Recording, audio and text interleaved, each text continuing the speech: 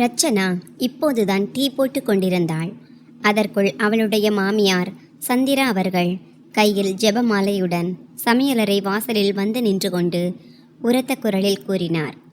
மருமகளே, இன்னும் டீ தயாராகவில்லையா? பொழுது விடிந்து விட்டது.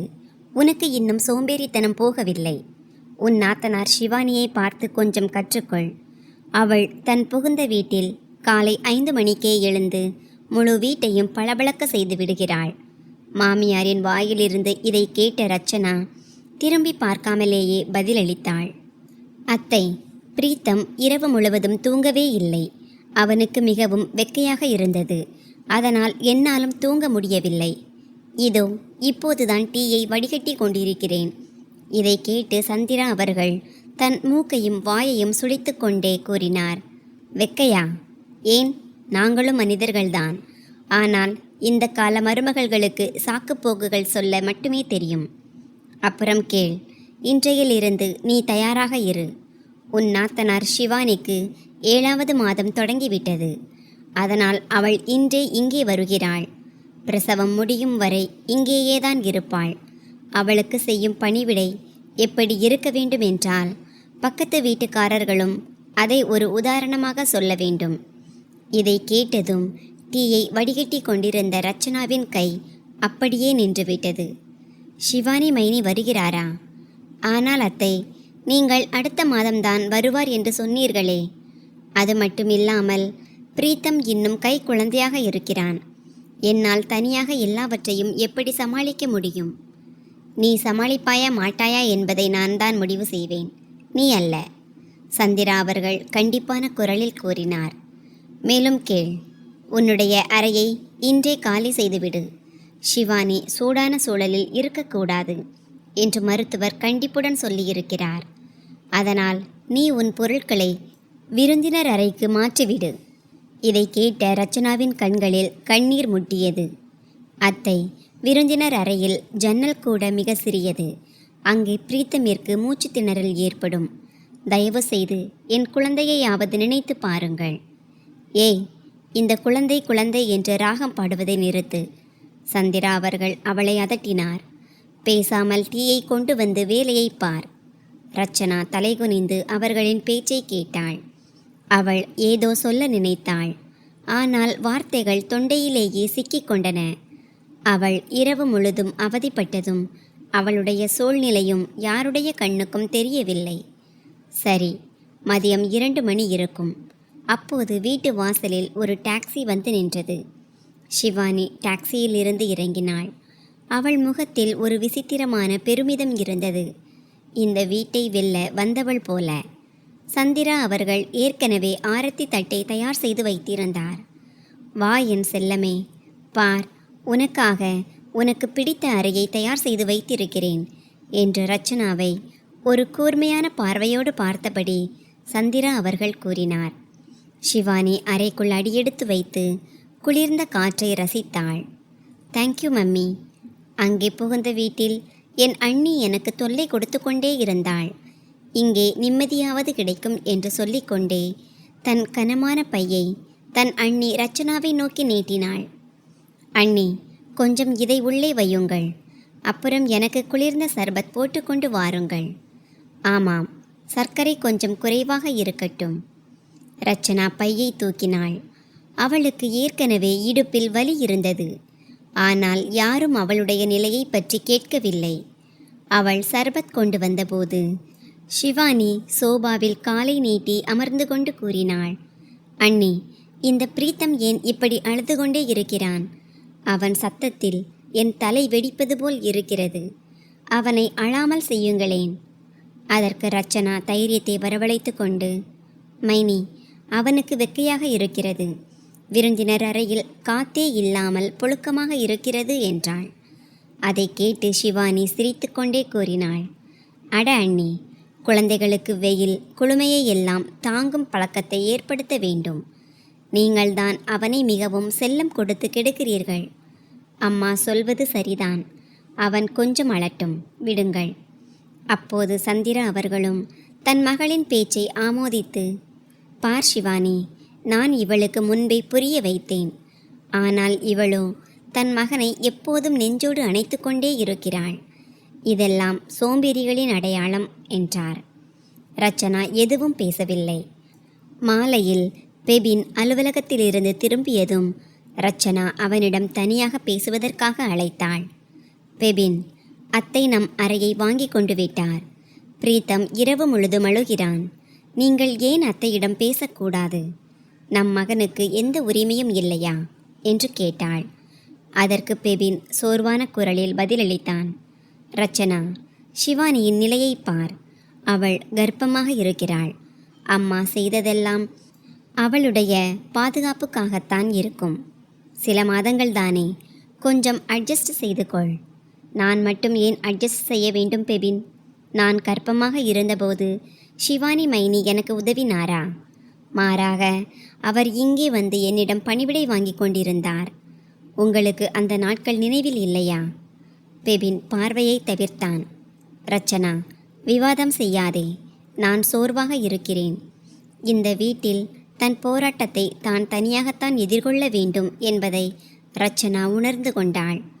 தனக்கு மிகப்பெரிய துணையாக இருக்க வேண்டிய அவளுடைய கணவன் தன் தாய் மற்றும் சகோதரிக்கு முன்னால் பூனைக்குட்டி போல் அடங்கியிருந்தான். இரவு 8 மணி இருக்கும். சமையலறையின் வெப்பத்திற்கும் புழுக்கத்திற்கும் இடையே ரச்சனா வியர்வையில் நனைந்தபடி சமையல் செய்து கொண்டிருந்தாள். ஒருபுறம் பிரீத்தம் தொட்டிலில் படுத்துக்கொண்டு கை கால்களை உதைத்து கொண்டிருந்தான். ரச்சனா ஒரு கையால் தொட்டிலை ஆட்டிக்கொண்டே மறு கையால் ரொட்டி தேய்த்து கொண்டிருந்தாள். அப்போது வெளியிலிருந்து ஷிவானியின் துள்ளலான குரல் கேட்டது. அம்மா, எனக்கு இன்று சாப்பாட்டில் காரசாரமாக ஏதாவது சாப்பிட வேண்டும் போல் இருக்கிறது. இந்த மொக்கையான பருப்பு சாதத்தை என்னால் சாப்பிட முடியாது. அண்ணனிடம் சொல்லி பன்னீரும் தந்தூரி ரொட்டியும் ஆர்டர் செய்ய சொல்லுங்களேன். சந்திரா அவர்கள் உடனே சமையலறைக்குள் எட்டி பார்த்து, மருமகளே, கேட்டதா? ஷிவானிக்கு பன்னீர் சாப்பிட வேண்டும் என்று ஆசையாக இருக்கிறது. பெபினிடம் சொல்லிவிடுகிறேன்.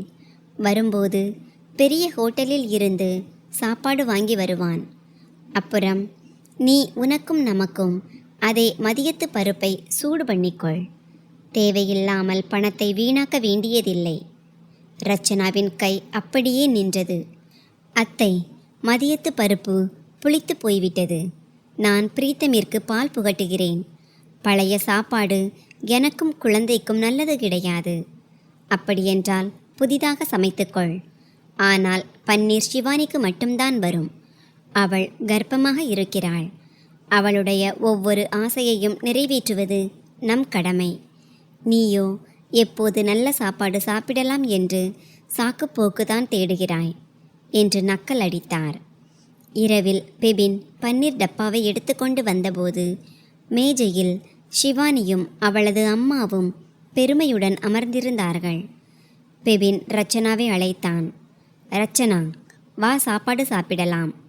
ரச்சனா ஏதேனும் சொல்வதற்குள் அவன் அம்மா குறுக்கிட்டு, அட, அவள் அப்புறம் சாப்பிட்டு கொள்வாள். நீ உட்கார்ந்து ஷிவானிக்கு பரிமாறு. பாவம், மதியத்திலிருந்து பசியோடு இருக்கிறாள் என்றார். ரச்சனா தன் தட்டை எடுத்துக்கொண்டு வந்தபோது அதில் வெறும் 2 காய்ந்த ரொட்டிகளும் அந்த புளித்த பருப்பு மட்டுமே இருந்தன. ஷிவானி ரசித்து ருசித்து பன்னீர் துண்டுகளை சாப்பிட்டு கொண்டிருப்பதை அவள் பார்த்தாள். அண்ணி, இந்த பன்னீர் ரொம்ப டேஸ்டாக இருக்கு. ஆனால் உங்களுக்கு தர முடியாது. இதில் ரொம்ப கொழுப்பு இருக்கு. உங்கள் உடம்புக்கு இந்த பருப்பு தான் நல்லது என்று ஷிவானி குள்ளநரித்தனமாக புன்னகைத்தபடி கூறினாள். உடனே ரச்சனா பெபினை பார்த்தாள். பெபினோ அமைதியாக தன் தட்டிலேயே பார்வையை பதித்து அமர்ந்திருந்தான். ரச்சனாவிற்கும் கொஞ்சம் பன்னீர் கொடு என்று அவன் ஒரு வார்த்தை கூட சொல்லவில்லை. ரச்சனாவின் தொண்டை அடைத்தது. அவள் தன் தட்டை அங்கேயே போட்டுவிட்டு எழுந்து நின்றாள். என்ன ஆச்சு மருமகளே, ஏன் சாப்பிட மாட்டேங்கிற என்று சந்திரா அவர்கள் கேட்க ரச்சனா கூறினாள். அத்தை, இந்த பழைய புளித்த பருப்பை சாப்பிட்டு என் மகனுக்கு வயிறு கெட்டு போனால் இரவு முழுதும் நீங்கள் அவனை அழாமல் சமாதானப்படுத்துவீர்களா? அப்படி இல்லை என்றால் எனக்கும் புதிய சத்தான உணவு வேண்டும். வீட்டில் பன்னீர் வந்திருக்கிறது என்றால் அது அனைவருக்கும் தான், யாரோ ஒரு தனிநபரை தவிர அல்ல. இன்று ரச்சனாவின் குரலில் முதல் முறையாக ஒரு கம்பீரம் இருந்தது. அவள் சாப்பாடு சாப்பிடாமலேயே தன் அறைக்கு சென்று விட்டாள். நள்ளிரவு சுமார் 2 மணி இருக்கும். பிரீத்தமின் அழுகை சத்தம் வீடு முழுவதும் எதிரொலித்தது. வெக்கையின் காரணமாக அவனுக்கு தூக்கம் வரவில்லை. அதோடு அந்த விருந்தினர் அறையின் புழுக்கம் அவனை தூங்க விடாமல் செய்தது. பழைய விசிறி ஒன்று இருந்தது. அதுவும் மெதுவாகத்தான் சுற்றி கொண்டிருந்தது.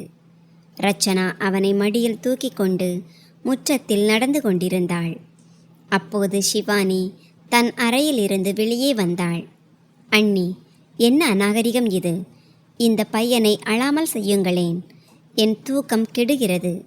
உங்களுக்கு தெரியும் தானே, என்னை மருத்துவர் நன்றாக தூங்க சொல்லியிருக்கிறார். சந்திரா அவர்களும் வெளியே வந்தார். மருமகளே, விடியற் காலையிலிருந்து இரவு வரைக்கும் இப்படி அழுது வடிப்பதே உனக்கு வேலையாய் போச்சு. இவனை வெளியே தெருவுக்கு கூட்டிட்டு போ. இங்கே வீட்டில் சத்தம் போடாதே. ரச்சனா பிரீத்தமை தன் நெஞ்சோடு இறுக்கமாக அணைத்து கொண்டாள். அத்தை, இவன் உங்கள் பேரன். வெளியே தெருவில் தூக்கி போடுவதற்கு ஒன்றும் பொம்மை கிடையாது. இவனுக்கு வெக்கையாக இருக்கிறது. மைனிக்கு தூக்கத்தை பற்றி அவ்வளவு கவலை இருந்தால் அவர் ஏன் தன் சொந்த அறைக்கு சென்று தூங்கக்கூடாது? இது என்னுடைய அறை, என்னுடைய கூலர். நாக்கை அடக்கி பேசு மருமகளே என்று சந்திரா அவர்கள் கத்தினார். இந்த வீடு என்னுடையது. இங்கே நான் நினைப்பதுதான் நடக்கும். அப்போது சத்தத்தை கேட்டு பெவினும் வெளியே வந்தான்.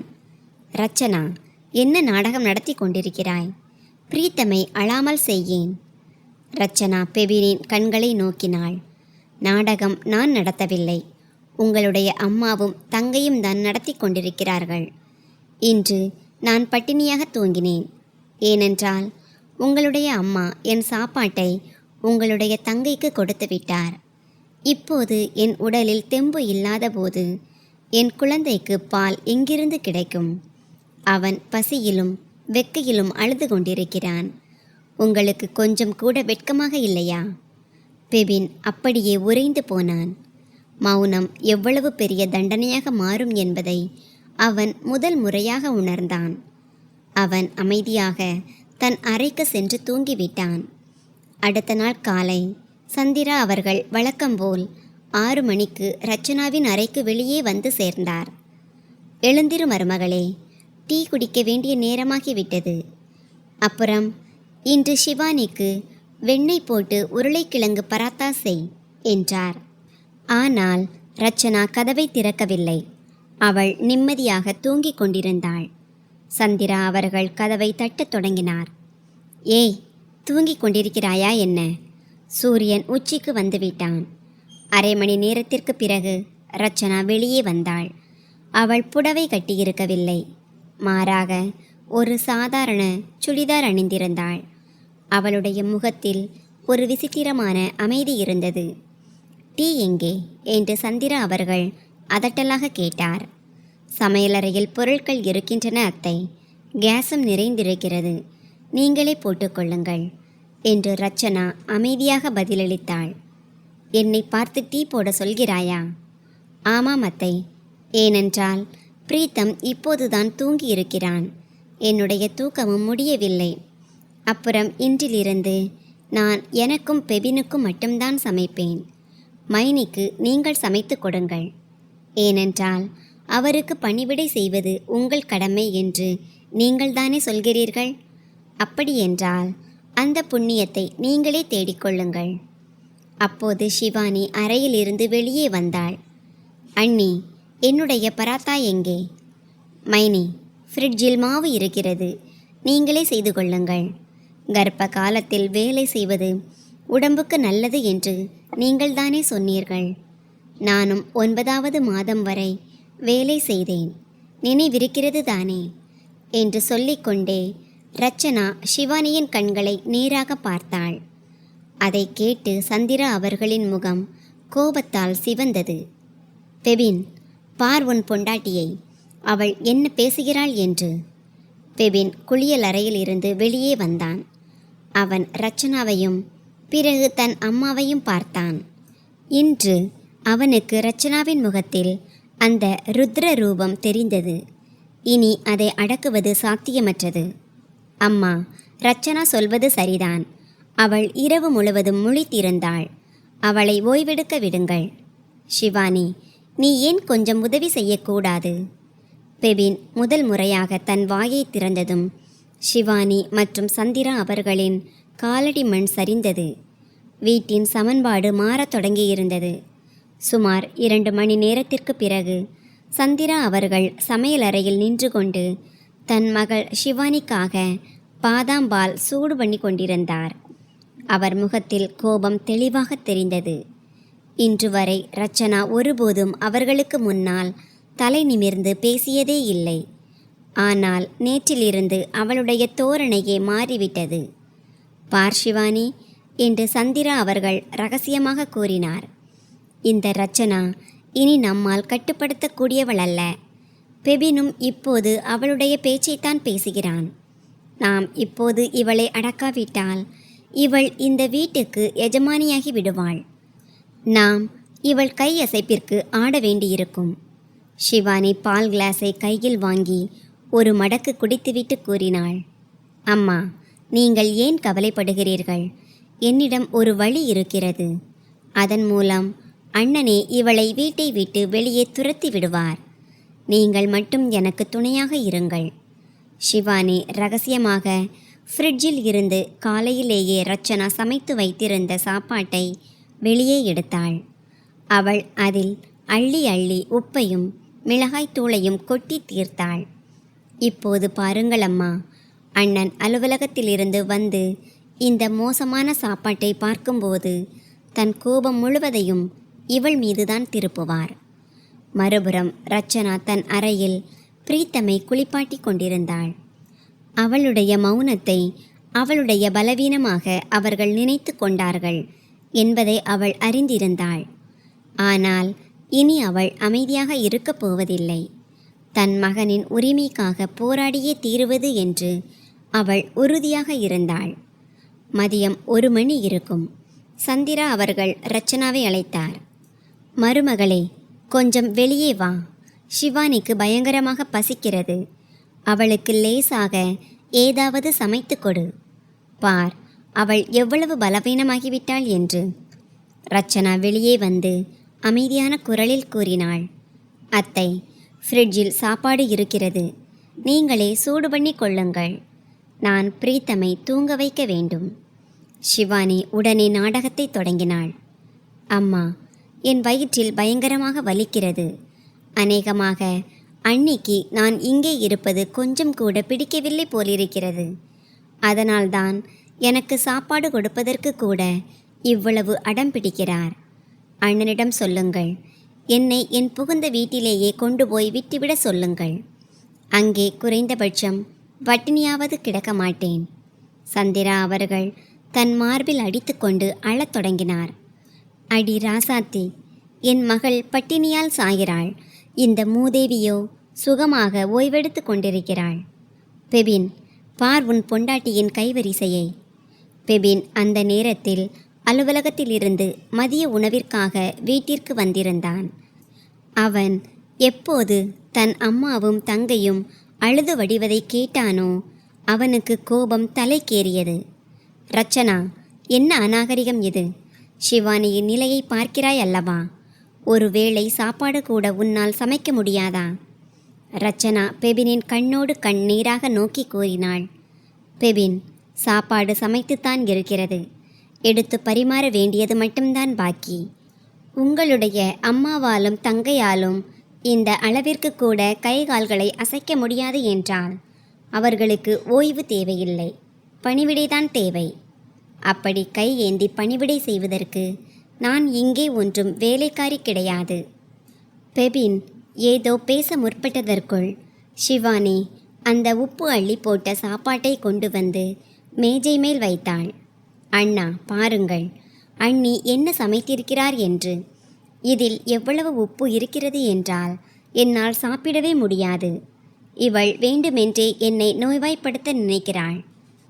பெபின், ஒரு துண்டு எடுத்து ருசி பார்த்துவிட்டு துப்பினான். ரச்சனா, என்ன இது?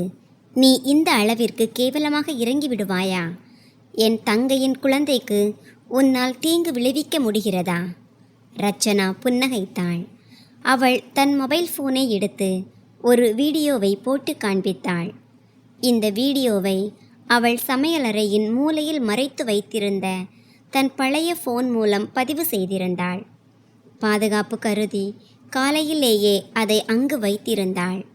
அந்த வீடியோவில் ஷிவானி தானே சாப்பாட்டில் உப்பையும் மிளகாய்த்தூளையும் கொட்டுவதும், சந்திரா அவர்களும் அருகில் நின்று கொண்டு புன்னகைப்பதும் தெளிவாக தெரிந்தது. வரவேற்பறை முழுவதும் மரண அமைதி நிலவியது. பெவினின் முகம் அவமானத்தாலும் கோபத்தாலும் சிவந்தது. அவன் தன் தங்கையை பார்த்தான். அவளோ இப்போது அவமானத்தால் பூமிக்குள் புதைந்து விடுவது போல் நின்று கொண்டிருந்தாள். என்ன இது ஷிவானி? அம்மா, நீங்கள் இந்த அளவிற்கு கேவலமாக இறங்கி விடுவீர்களா? பெவினின் குரல் நடுங்கியது. ரச்சனா முன்னோக்கி வந்தாள். பார்த்தீர்களா பெபின், இதுதான் உங்களுடைய பாவப்பட்ட அம்மாவின் மற்றும் அப்பாவி தங்கையின் நிஜ முகம். என்னை மட்டம் தட்டுவதற்காக இவர்கள் எந்த எல்லைக்கு வேண்டுமானாலும் போவார்கள். இன்று இவர்கள் சாப்பாட்டில் உப்பை கொட்டியிருக்கிறார்கள். நாளை நம் மகனுக்கும் தீங்கு விளைவிக்கலாம். சந்திரா அவர்கள் பதற்றத்துடன் கூறினார். அட, நாங்கள் சும்மா விளையாட்டிற்குத்தான் செய்தோம். மருமகளுக்கு ஒரு பாடம் புகட்டுவதற்காக. பாடம்? ரச்சனா கத்தினாள். பாடம் இனி நான் தான் புகட்டுவேன் அத்தை. பெபின், இன்றையிலிருந்து இந்த அறை என்னுடையது. ஷிவானி மைனி இப்போதே, இந்த நிமிடமே தன் பொருட்களை எடுத்துக்கொண்டு விருந்தினர் அறைக்கு மாற வேண்டும். ஒருவேளை இவர்கள் மறுத்தால் இந்த வீடியோவை நான் நேராக காவல் நிலையத்திற்கு எடுத்து சென்று குடும்ப வன்முறை வழக்கு தொடர்வேன். ஷிவானி அழத் தொடங்கினாள். அண்ணா, என்னை மன்னித்து விடுங்கள். என்னால் தவறு நடந்துவிட்டது. தவறு அல்ல, இது பாவம் ஷிவானி, பெவின் கண்டிப்பான குரலில் கூறினான். ரச்சனா சொல்வது சரிதான். போ, உன் பொருட்களை எடுத்துக்கொண்டு விருந்தினர் அறைக்கு செல். அம்மா, நீங்களும் இனி உங்கள் எல்லைக்குள் இருங்கள். சிறிது நேரத்திற்கு பிறகு ஷிவானி தன் பொருட்களை எடுத்துக்கொண்டு விருந்தினர் அறைக்கு செல்ல வேண்டியதாயிற்று. ஷிவானி அங்கே அடியெடுத்து வைத்த உடனே அவளுக்கு வெக்கை உரைத்தது. அம்மா, இங்கே ரொம்ப வெக்கையாக இருக்கிறது. நான் இங்கே எப்படி தூங்குவேன் என்று ஷிவானி தன் மூக்கையும் வாயையும் சுளித்து கொண்டே கூற, ரச்சனா வாசலில் நின்று கொண்டிருந்தாள். ஏன் மைனி, நேற்று தானே நீங்கள் சொல்லிக் கொண்டிருந்தீர்கள், குழந்தைகளுக்கு வெயில் குளுமையை எல்லாம் தாங்கும் பழக்கத்தை ஏற்படுத்த வேண்டும் என்று. இப்போது நீங்களும் கொஞ்சம் பழகிக் கொள்ளுங்கள். உங்களுடைய நுரையீரலும் பலமடையும். இப்போது சந்திரா அவர்கள் அறையில் அமர்ந்து கொண்டு தன் விதியை நொந்து கொண்டிருந்தார். நேற்று வரை தங்கள் கால்களை அமுக்கிவிட்டு கொண்டிருந்த மருமகள் இன்று தங்களின் கண்ணோடு கண் நேராக நோக்கி தங்களின் தரத்தை நினைவூட்டுவாள் என்று அவர்கள் கற்பனை கூட செய்து பார்த்திருக்கவில்லை. இரவு நேரத்தில் பிரீத்தம் தன் ஏசி அறையில் நிம்மதியாக தூங்கிக் கொண்டிருந்தான். ரச்சனா பெபினை பார்த்தாள்.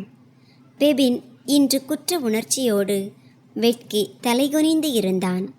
ரச்சனா, என்னை மன்னித்து விடு. நான் உன் பேச்சை நம்பாமல் போய்விட்டேன். மன்னிப்பு கேட்பதால் காயங்கள் ஆறிவிடாது பெபின்.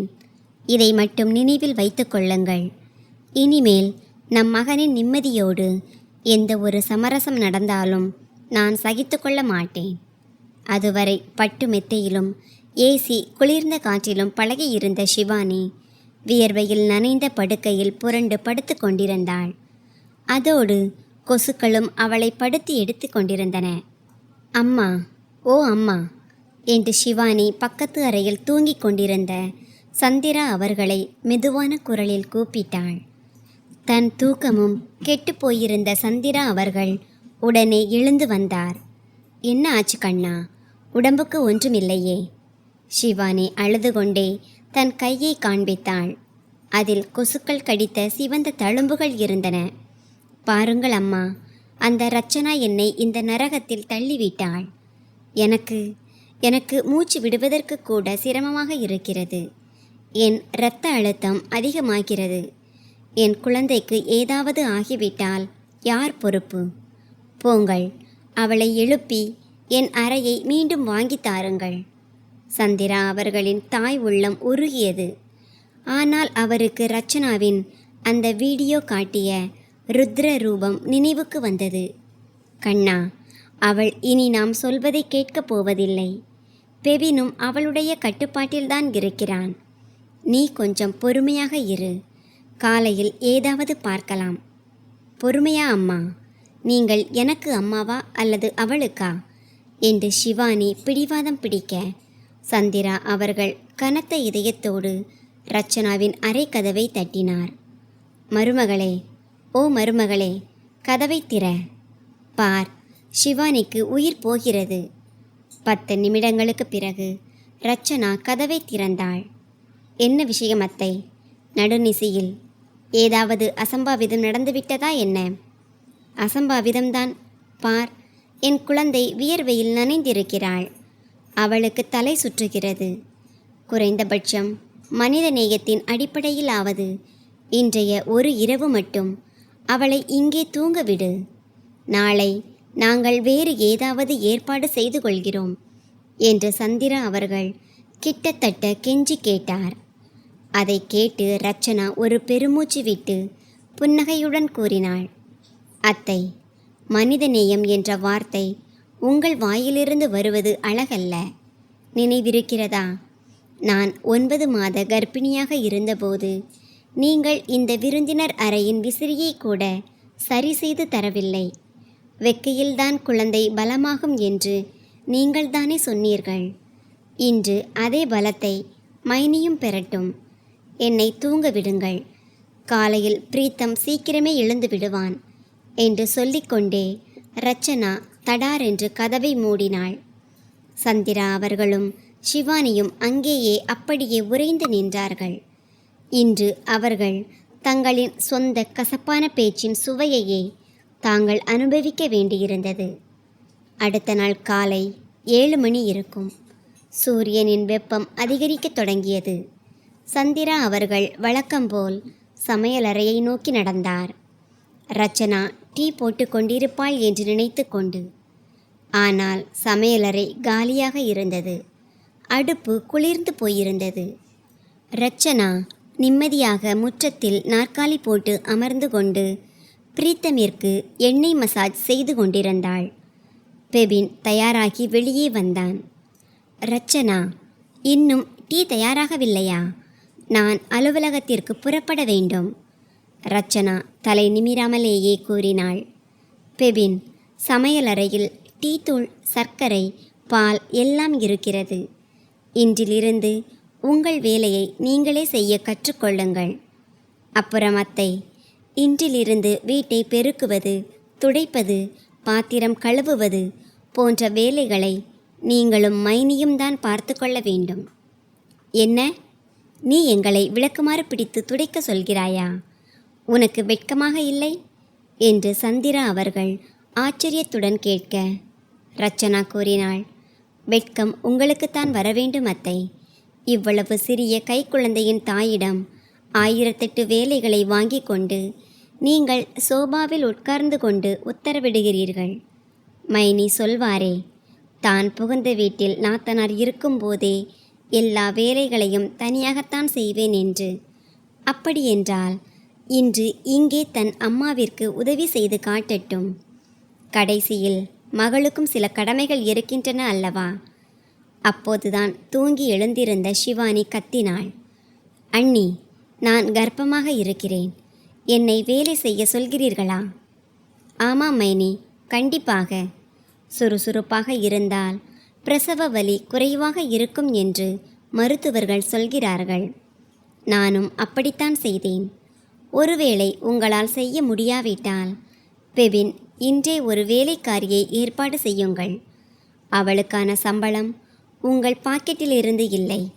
மாறாக அத்தை என் நகைகளை விற்று சேர்த்து வைத்திருக்கிறாரே, அந்த இரகசிய சேமிப்பிலிருந்து தான் போகும். பெபின் அப்படியே உறைந்து போனான். நகைகளா? அம்மா, இது உண்மையா? சந்திரா அவர்களின் முகம் வெளுத்து போனது. அவரால் ஒரு வார்த்தை கூட பேச முடியவில்லை.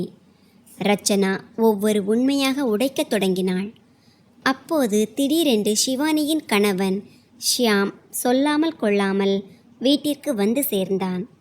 மாப்பிள்ளைக்கு முன்னால் மருமகள் அடங்கி விடுவாள் என்று சந்திரா அவர்கள் நினைத்தார். வாருங்கள் மாப்பிள்ளை அவர்களே, உட்காருங்கள் என்று சந்திரா அவர்கள் வரவேற்றார். மருமகளே, சீக்கிரம் டீ பலகாரம் எடுத்துக்கொண்டு வா. அப்போது ரச்சனா வெளியே வந்து புன்னகையுடன் ஷியாமிடம் கூறினாள், வணக்கம், டீ கிடைக்கும். ஆனால் இன்று சமையலறையில் உங்கள் மாமியாரும் மனைவியும் வேலை செய்து கொண்டிருக்கிறார்கள். கொஞ்சம் காத்திருங்கள். அவர்கள் இதோ வீட்டை துடைத்துவிட்டு வந்து விடுவார்கள். ஷியாம் திகைத்து போனான். வீடு துடைப்பதா? சிவானி இந்த நிலையில் வீடு துடைக்கிறாளா? அப்போது சிவானி அழுது கொண்டே வெளியே வந்தாள். ஷியாம், பார், இந்த ரச்சனா என்னை அறையை விட்டு வெளியே துரத்தி விட்டாள். என்னை கொசுக்களுக்கு இடையே தூங்க வைத்தாள். இப்போது என்னிடம் வேலையும் வாங்குகிறாள். அண்ணனும் இவளை ஒன்றும் சொல்ல மாட்டேன்கிறார். ஷியாம் கோபத்துடன் பெபின் பக்கம் திரும்பினான்.